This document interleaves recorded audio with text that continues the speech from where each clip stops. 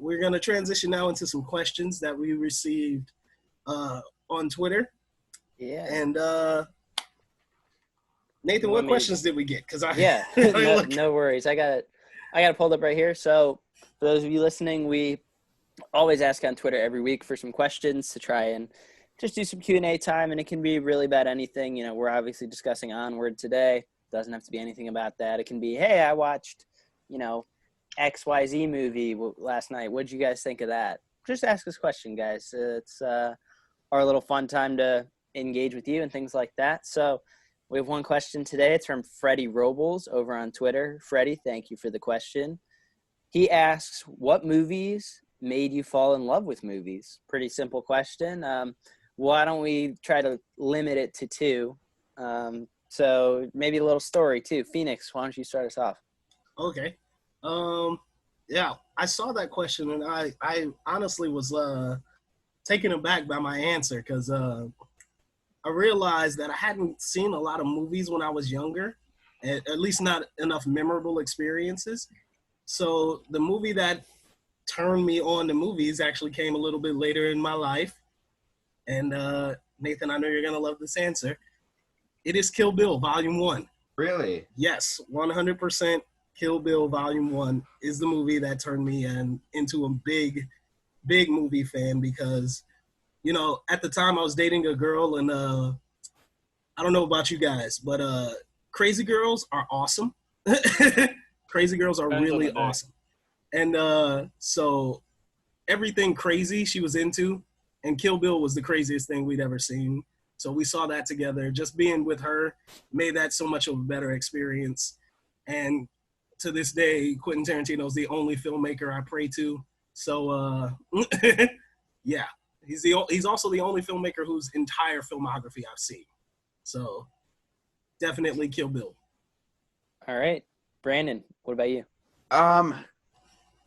If I were to realistically say it, it would have to be after I went opening night to Infinity War, because after that I started going to see more movies a lot more. But on a fun aspect, I think I'm going to have to base it off my top two films of all time, Last Crusade and Back to the Future. Classics. Those really just opened my eyes. I'm like, hey, I love movies.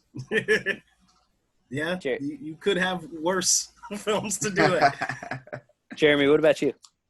I mean, I started watching movies at a young age. I mean, I grew up on Mel Brooks. I grew up on Police Academy series.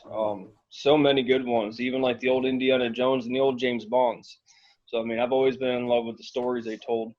But the top two, I would say, that really started me, Goofy movie, definitely.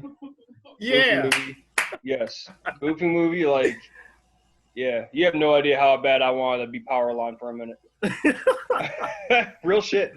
And the other one, I'm going to have to say, was actually GoldenEye with Pierce Brosnan. Thank you, Pierce Brosnan. I was drawing a damn blank. Those were the two earlier ones that really got me into it. Nice.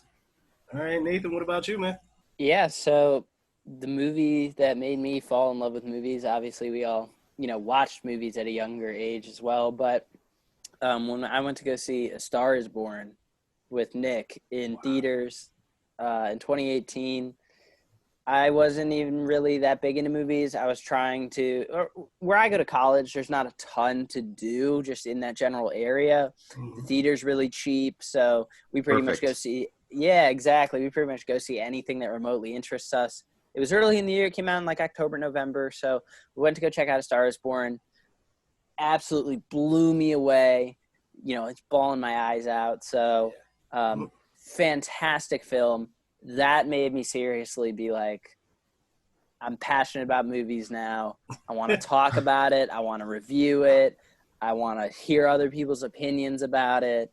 Let's do this whole shebang. So A Star is Born kind of paired with my cheap theater and nothing really to do in my college town made me fall in love with movies. So Freddie, thank you for the question. He's on Twitter at FredJRXIII. Thanks for the question. You guys can ask us questions. Just follow us on Twitter at FilmCodePod, and we'll probably get to yours next time.